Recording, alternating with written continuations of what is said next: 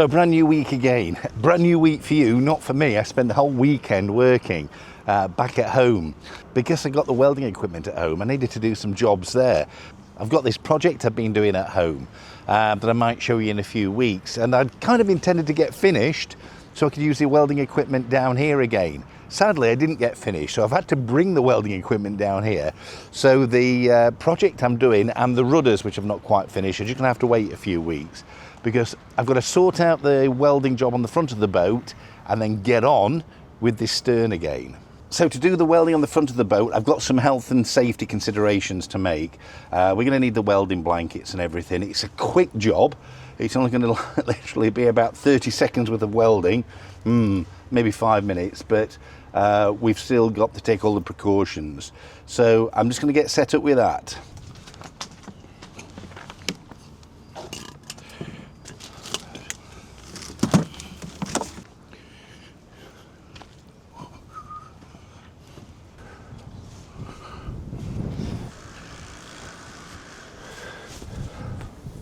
It feels like it's been forever. Anyway, let's have some lights on in here again. Boom! And there's another one somewhere. Yeah. Okay. Right, first thing is, I need this welding blanket for inside the boat. We've got one on the outside, one on the inside, and I need some tie wraps to make sure it's safe and secure.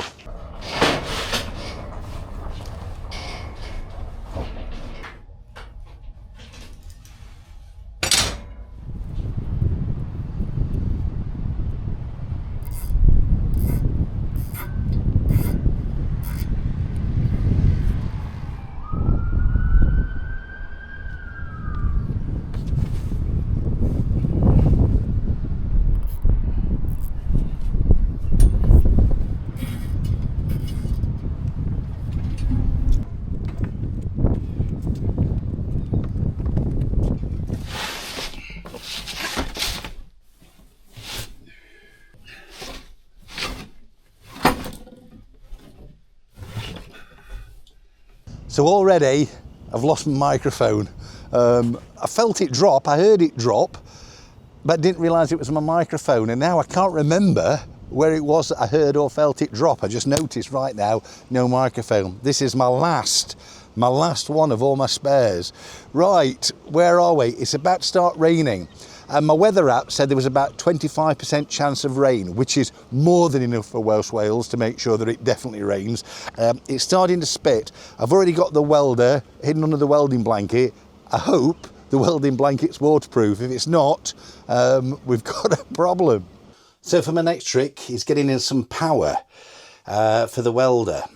Now, the welder is clever. It's supposed to have kind of an intelligent power management system on it where it can actually weld with significant voltage drop. It's designed to be used on extension leads and things like that, which is one of the reasons that I bought it. But I might be pushing it at the moment. We're at the front end of the boat. We've got the boat connected up to shore power, and I'm going to run an extension lead from the socket, which is a 30 amp socket, to the welder. And fingers crossed it goes okay. Oh, opens nicely, stays open. Okay.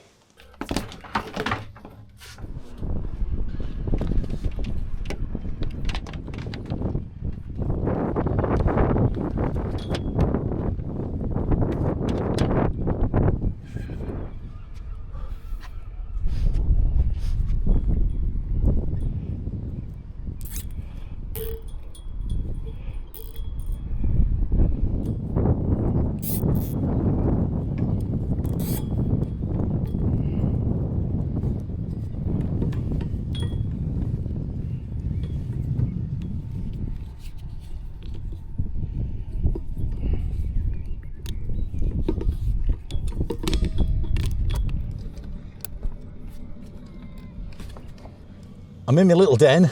The worst part about this is lack of space, and this welding blanket is made out of, it's made out of fiberglass. because obviously it's fireproof, and you can feel it. It gets in your skin, so I don't like it touching my face and my hair. And I can't find my hat. Don't know where I've put it.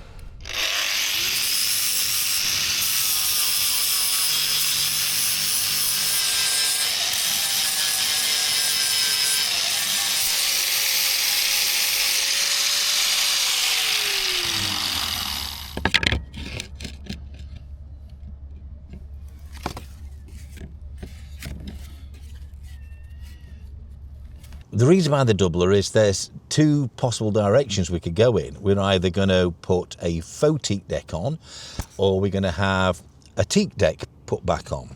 If we have a teak deck, that's raised by 15 millimeters, and if we have a faux teak deck, then the windlass will go directly onto the steel, and the faux teak will be laser cut around it.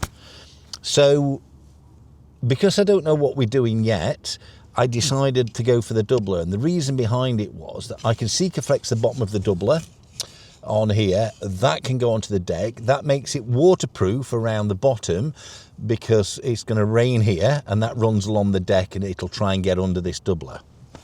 And then I can put the windlass on top of it and not Shakesure it, because the water's not going to rise that high and start leaking into the underneath the windlass and get into the boat.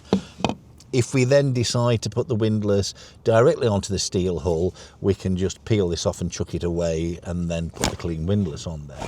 If we decide to put the decking on, we can take this off, clean it all up, put some teak decking on and put the windlass on top of the decking. I hope that makes sense. But, I nearly broke that again. What it is good for, right now it's a good template. And one of the things it's good for templating up is the direction that we've got to put the bolts to orientate the windlass so the chain goes directly. And this is why on this template that I kept, I left the chain line on there.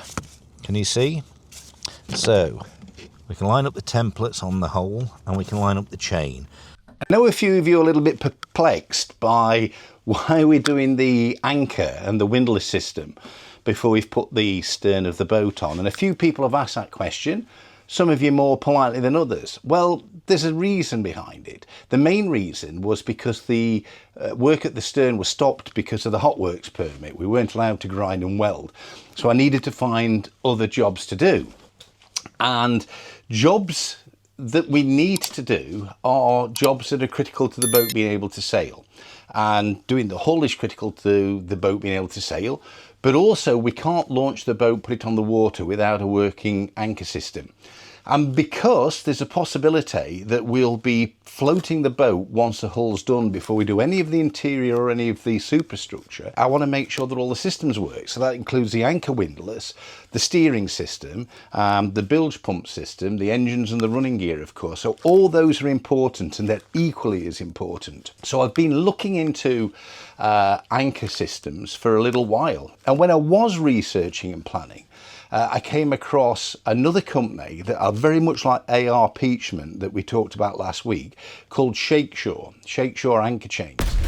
And they have a similar philosophy to AR Peachman, that they like to provide technical assistance. In fact, it's their main thing, their main philosophy. They were talking to me about perfect fit, which is something they're very keen on because that is vital for windlass health, but also what they call solving the silent killer, and that's anchor chain windlass mismatch. And I found them because I was looking for the cheapest anchor chain. That was my philosophy, thinking I want something cheap. But what I found anchor chain that was a very good price, but also the technical assistance that they gave me was absolutely phenomenal. In actual fact, I'll tell you in a bit, they took themselves out of a bigger sale. Misty old day today, a little bit strange. It's kind of cloudy, but it's warm. It's nice. I'm a little bit annoyed with myself because yesterday I left without painting the deck. I did all that welding and grinding, left naked steel and didn't put any paint on it, which is not a problem because I can paint it today, but now I've got to wait for the paint to dry. So bit of bad planning last night when I dashed off home.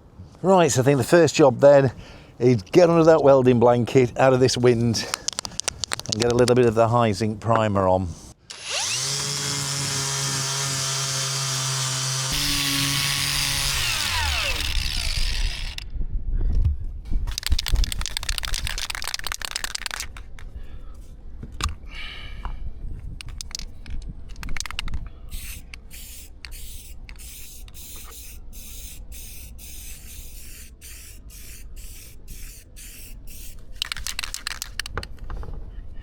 Right, so while that dries, I'll have to go and do some other work.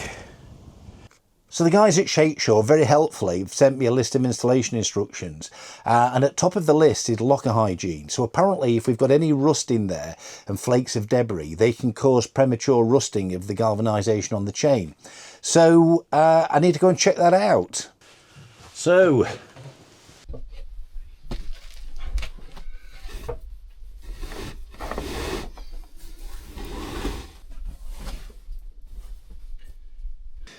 got some cleaning up to do.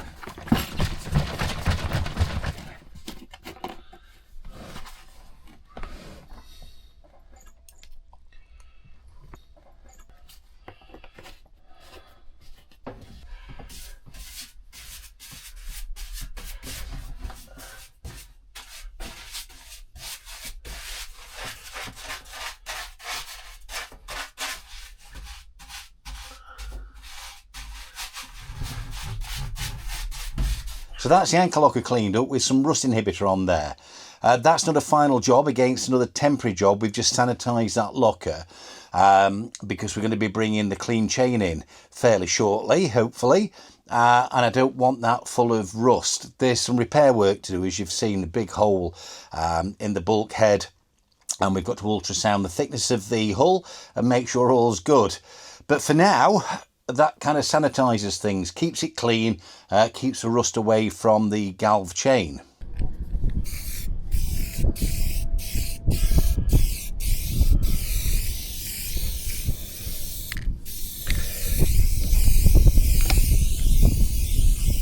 Can't find my hat, can't find my other microphone. As per usual, can't find stuff. We really need to think about installing this windlass now and getting this job over and done with, because I need to get going on the back. We need to get that stern buttoned up. So I've got to crack on, get this windlass in, and then we'll get some stuff done on the back. Now, one of the problems with grinding mild steel around stainless steel is that you leave lots of mild steel filings and grindings. If they rest on the stainless steel, they corrode there and they actually start to etch into the stainless steel. And I've noticed, because we've done a bit of grinding, we've ended up with a lot of grinding dust over the stainless steel fittings at the front. So I think I'll just better get rid of the bulk of those. We'll just try and wash those away.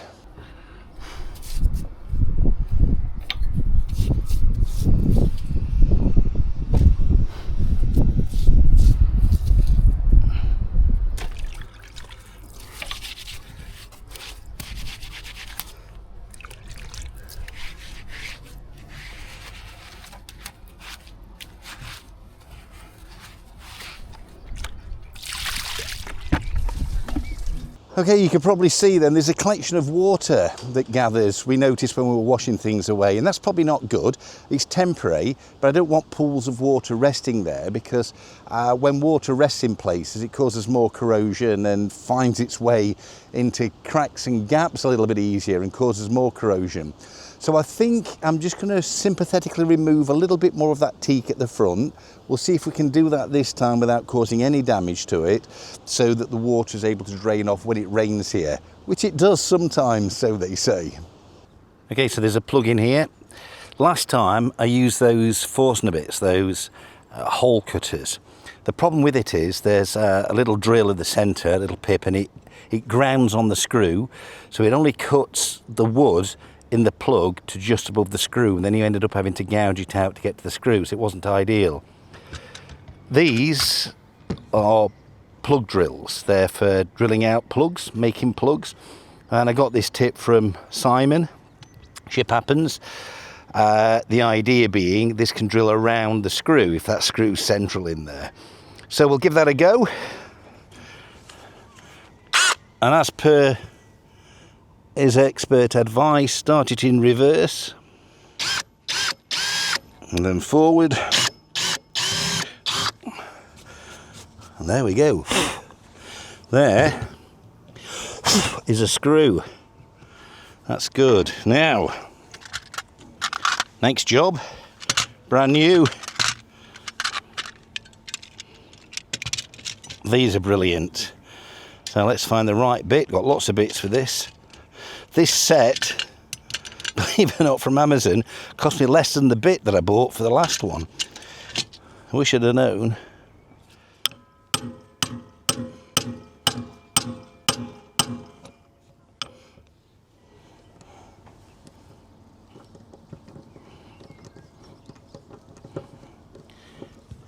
Now the screw's turning, but it isn't coming up, so I've got a funny feeling it's sheared. Well, that's okay. We need to cut these, don't we? I think we'll also do this one, because things are gathering in this corner, look. It'd be nice for everything just to clear off.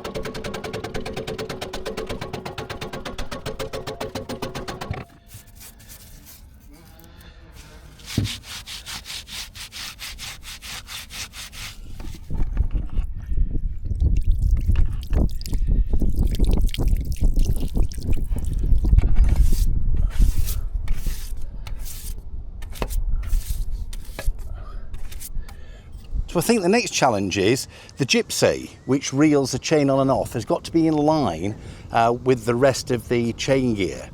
So I think I'm going to use my laser just to make sure it's absolutely fine. You'll remember with the template, I didn't cut the whole of the template out, and that's because the alignment of where the chain goes is actually part of that template. And if I cut that out, I'd kind of lose the use of the template a little bit. So we're going to use that wooden doubler. We'll put the template on top of it, and we'll see if we can get everything lined up perfectly so that we can actually start drilling and fitting the windlass.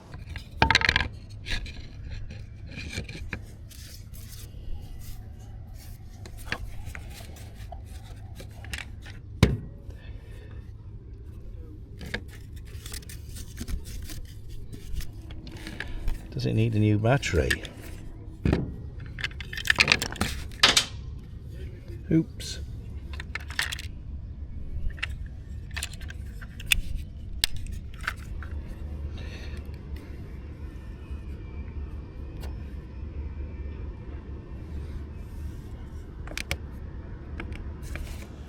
I'm trying to be all flash with that laser. To be honest with you, the old-fashioned way of just using a straight edge is a lot more intuitive, seems a lot easier. So I think we're in line there.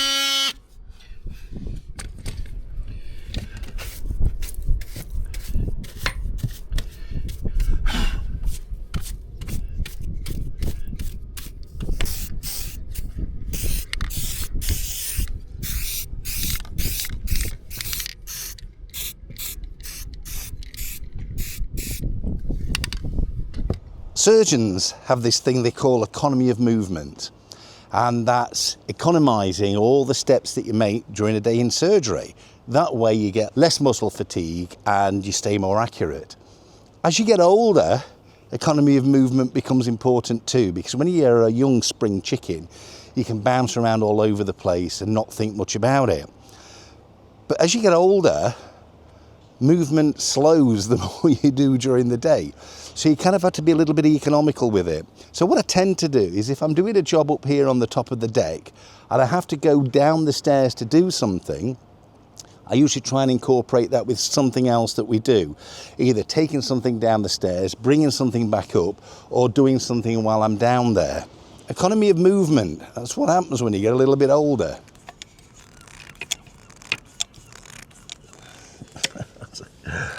Oh my God, there's plenty of oozage here.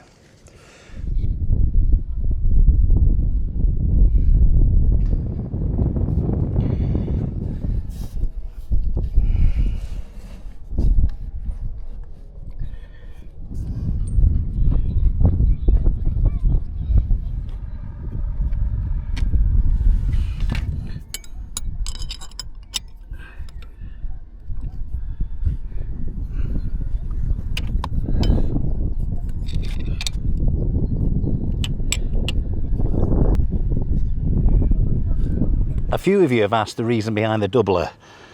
It's fairly straightforward. The reason we've got the doubler, if that's what you call it, the wooden section there, is that just raises the windlass up to what was the deck height. I don't think that makes much difference as the chain goes along.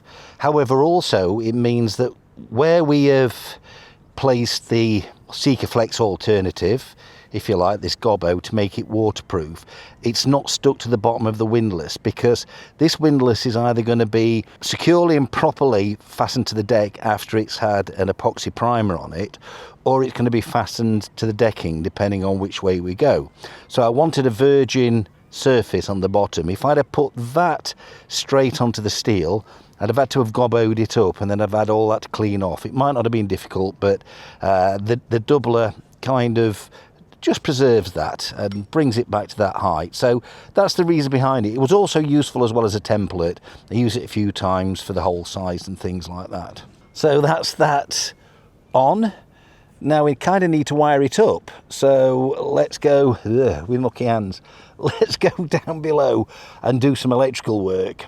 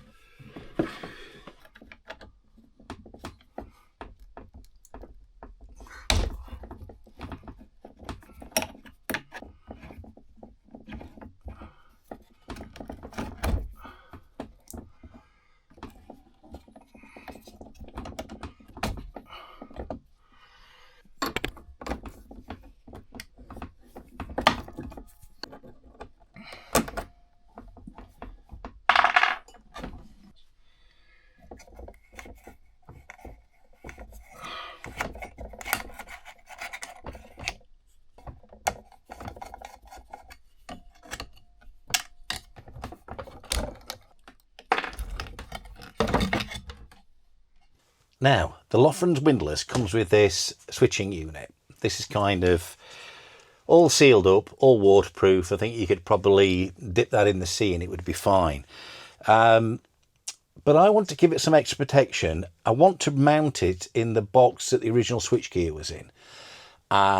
Just for added protection, just to prevent corrosion on the terminals and things like that. So I'm probably going to put the box in a different place though. So I'm going to mount everything inside this box, but I'm going to leave this box kind of separate because we're going to be messing around with that bulkhead. You probably realise that that steel bulkhead's going to have to be replaced. So to replace the steel bulkhead, we're going to have to take this wooden bulkhead out too, which means we'll end up taking all the windlass unit out again. So I'm going to fit everything in the box, leave the box here on the side so it operates the windlass, and so that we don't have to take it off again in the future.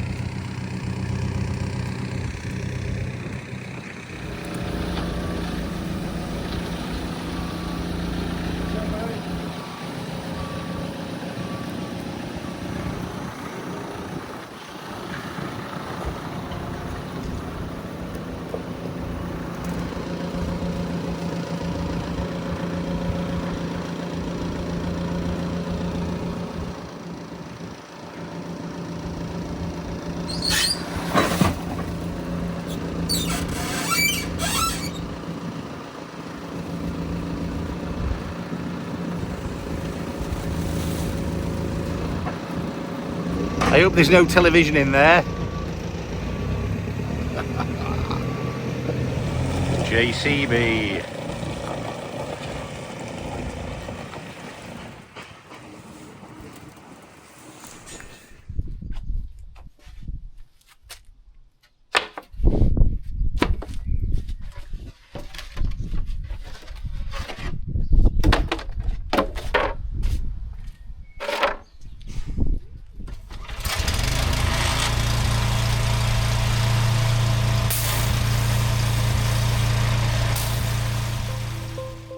Let me tell you this, let me tell you right now, your exquisite kiss, still burning, didn't know I missed this passion in life. Now I'm addicted somehow. Let me tell you what is up with your smile? It's impossible, not melting, irresistible. When I look through your eyes, not even sky's the limit.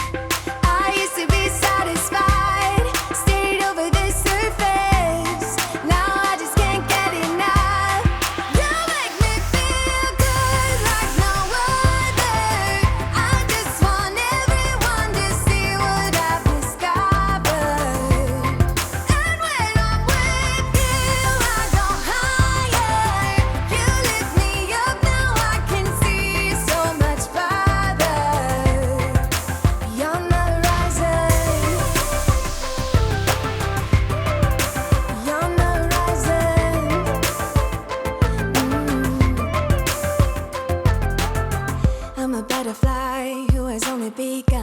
me a while to get it. Had to live and cry to appreciate life, and what you give is worth it. When you're holding me, when you hold me so close, I want further in under your skin.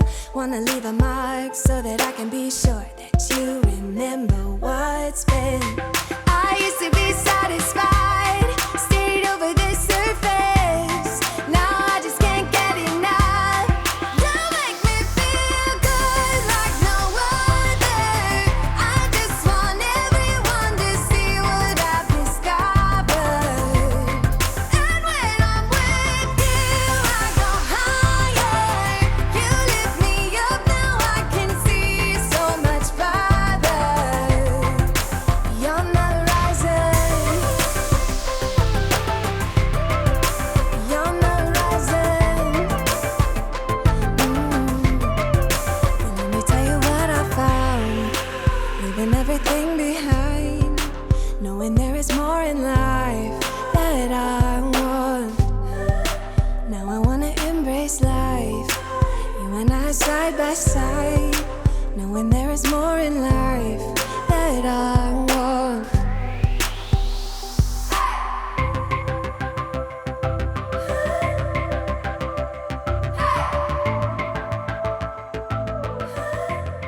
You make me feel.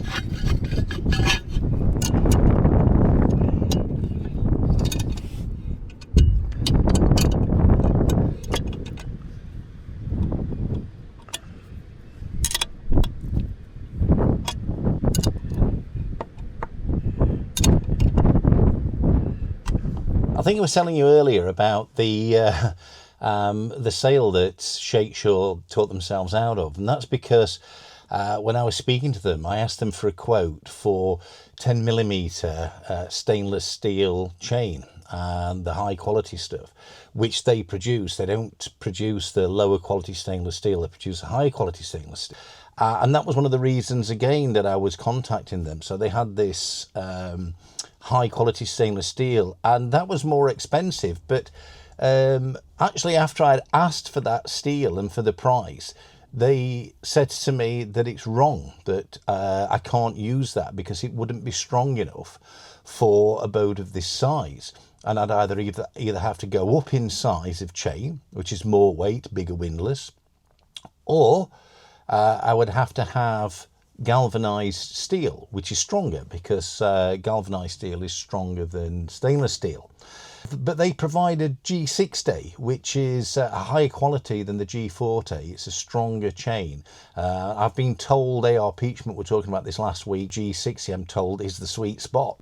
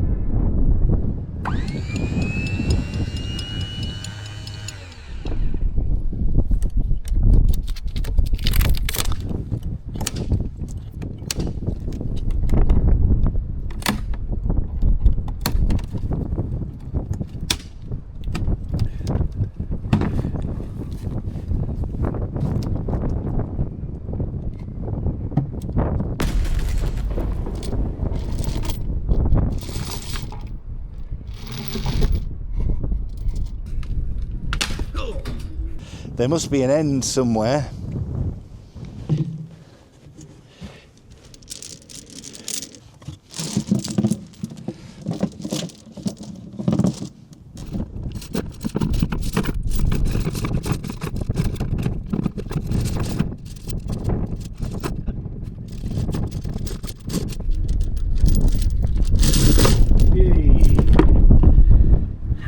The bitter end. All I need to do now is figure out a way of getting the chain up to the windlass. There's a warp drum. I don't have any warp. Let me have a look. I need to find something to help lift this up.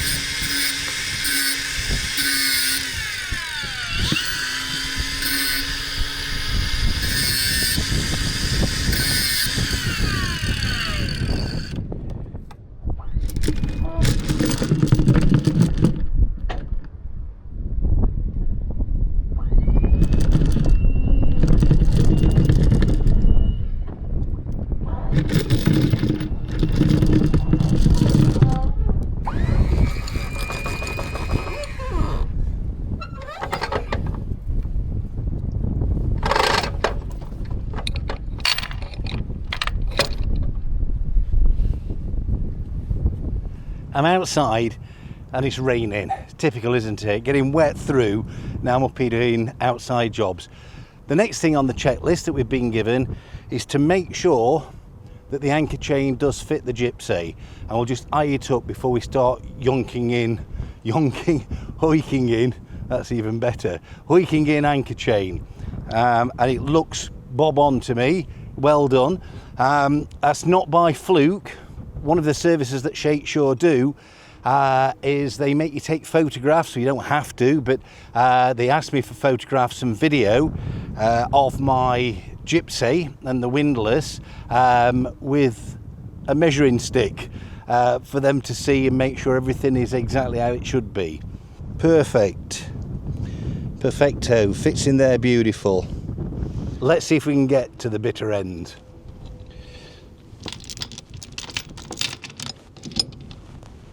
The next thing off the checklist is to make sure that the shackle on the bitter end is the same quality of galvanised steel as the chain. Sadly, I forgot to do that. So just temporarily, I do have a galvanised shackle. I just don't know whether that's the right quality or not. It probably isn't. In fact, it definitely won't be. So I'm going to put this on just in case I forget, which don't let me, remind me, and then I'll need to order a G60 galvanised shackle. This is a bow shackle, this will do.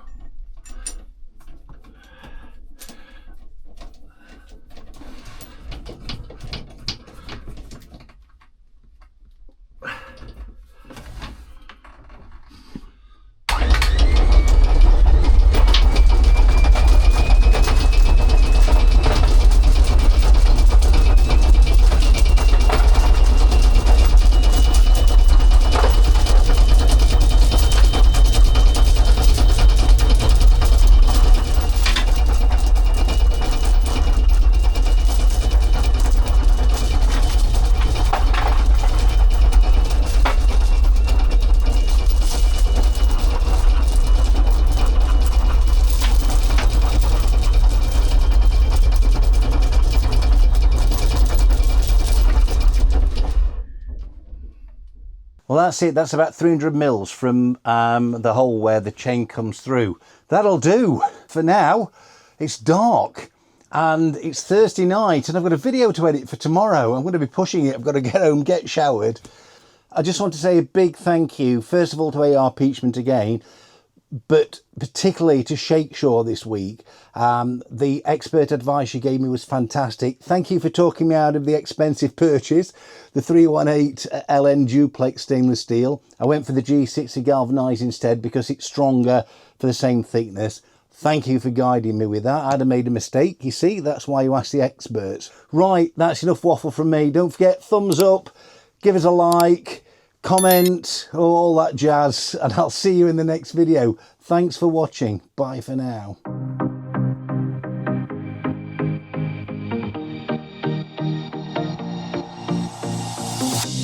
Whenever I'm with you, I am alright. There's something about the way you make me feel inside. I'm counting down the days till we fly.